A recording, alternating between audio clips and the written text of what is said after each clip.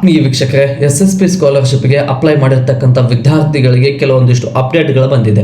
ಏನು ಅನ್ನೋದನ್ನು ತಿಳಿಸ್ಕೊಡ್ತೀನಿ. ಅದರ ಜೊತೆಗೆ SSP ಸ್ಕಾಲರ್ಶಿಪ್ಗೆ ನೀವು ಅಪ್ಲೈ ಮಾಡಿದ್ರಲ್ವಾ, ಇವರಿಗೆ ಕೆಲವೊಂದಿಷ್ಟು ವಿದ್ಯಾರ್ಥಿಗಳಿಗೆ DBT ಪುಷ್ಡ್ ಅಥವಾ DBT ನೋ ಅಂತ ತೋರಿಸ್ತಾ ಇದೆ. ಕೆಲವೊಬ್ಬರಿಗೆ ವೆರಿಫಿಕೇಶನ್ ಕಂಪ್ಲೀಟ್ ಆಗಿಲ್ಲ, DDO ಅಪ್ರೂವಲ್ ನೋ ಅಂತ ತೋರಿಸ್ತಾ ಇದೆ. ಕೆಲವೊಂದಿಷ್ಟು ವಿದ್ಯಾರ್ಥಿಗಳಿಗೆ ರಿಜೆಕ್ಟ್ ಲೆಸ್ ದೆನ್ 16% ಅಂತ ತೋರಿಸ್ತಾ ಇದೆ.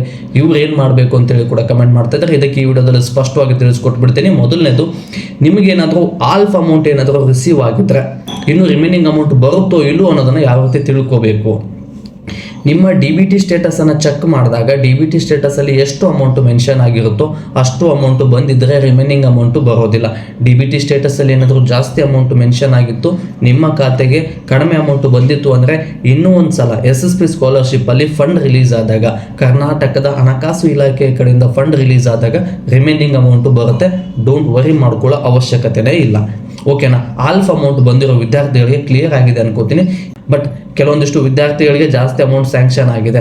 ಬಿಕಾಸ್ ಅವರು ಜಾಸ್ತಿ ಅಂಕಗಳನ್ನೇನಾದರೂ ಪಡ್ಕೊಂಡಿದ್ರೆ ವೆಲ್ಫೇರ್ ಡಿಪಾರ್ಟ್ಮೆಂಟಿಂದ ಏನಾದರೂ ಕೆಲವೊಂದಿಷ್ಟು ಡಾಕ್ಯುಮೆಂಟ್ಸ್ಗಳನ್ನೇನಾದರೂ ಅಪ್ಲೋಡ್ ಮಾಡಿದರೆ, ವಾರ್ಷಿಕ ಆದಾಯ ಏನಾದರೂ ಕಡಿಮೆ ಇದ್ದರೆ ಇಂಥ ವಿದ್ಯಾರ್ಥಿಗಳಿಗೆ ಜಾಸ್ತಿ ಅಮೌಂಟು ಕ್ರೆಡಿಟ್ ಆಗುತ್ತೆ. ಕಡಿಮೆ ಅಮೌಂಟ್ ಏನಾದರೂ ಕ್ರೆಡಿಟ್ ಆಗಿದೆ ಅಂದರೆ ವಾರ್ಷಿಕ ಆದಾಯ ಜಾಸ್ತಿ ಇರುತ್ತೆ.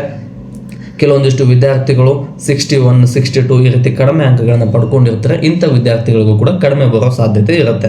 ಬಟ್ ಕೆಲವೊಂದಿಷ್ಟು ವಿದ್ಯಾರ್ಥಿಗಳು ಕಮೆಂಟ್ ಮಾಡ್ತಾ ಇದ್ದಾರೆ, ನಾನು ಜಾಸ್ತಿ ಅಂಕಗಳನ್ನು ಪಡ್ಕೊಂಡಿದ್ದೀನಿ ಅಂದರೆ 60%ಗಿಂತ ಜಾಸ್ತಿ ಅಂಕ ಪಡ್ಕೊಂಡಿದ್ದೀನಿ, ಲೆಸ್ ದೆನ್ 60% ರಿಜೆಕ್ಟ್ ಅಂತ ತೋರಿಸ್ತಾ ಇದೆ, ಏನು ಮಾಡಬೇಕು? ಯಾಕೆಂದರೆ DBT ಪುಷ್ಡ್ ಆಗಿದೆ, ಅಮೌಂಟು ಕೂಡ ಮೆನ್ಷನ್ ಆಗಿದೆ, ವೆರಿಫಿಕೇಶನ್ ಕೂಡ ಕಂಪ್ಲೀಟ್ ಆಗಿದೆ, DDO ಅಪ್ರೂವಲ್ ಪೆಂಡಿಂಗಲ್ಲಿ ಈ ರೀತಿ ತೋರಿಸ್ತಾ ಇದೆ, ಏನು ಮಾಡಬೇಕು ಅಂತೇಳಿ ಕೂಡ ಕಮೆಂಟ್ ಮಾಡ್ತಾ ಇದ್ದಾರೆ. ನೀವು ಎಲ್ಲ ವೆರಿಫಿಕೇಶನ್ ಕೂಡ ಕಂಪ್ಲೀಟ್ ಆಗಿದ್ರೆ, ಕರೆಕ್ಟಾಗಿ ಅಪ್ಲಿಕೇಶನನ್ನು ಹಾಕಿದ್ದೀರಾ, ಬಟ್ ನೀವು ಮಾರ್ಕ್ಸ್ ಕಾರ್ಡನ್ನು ಅಪ್ಲೋಡ್ ಮಾಡಿಲ್ಲ.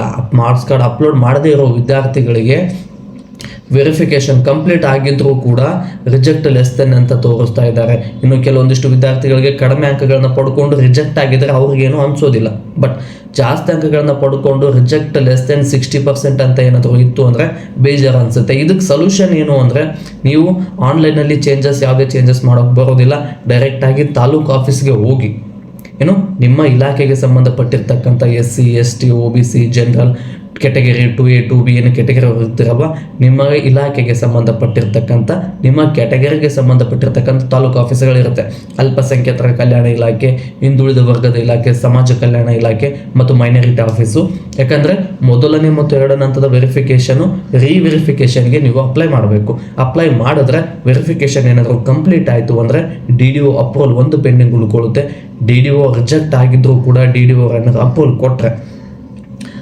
ಕೊಟ್ಟರೆ ವಿತಿನ್ 2-3 ವರ್ಕಿಂಗ್ ಡೇಸ್ ಒಳಗಡೆ, ಬಟ್ ವೆರಿಫಿಕೇಶನ್ ಆಗಿ ಮಿನಿಮಮ್ 1 ಮಂತ್ ಆದಮೇಲೆ ಅವರು ಅಪ್ರೂವಲ್ ಕೊಡ್ತಾರೆ. ಇದು ಬಂದಿರತಕ್ಕಂಥ ಅಪ್ಡೇಟು.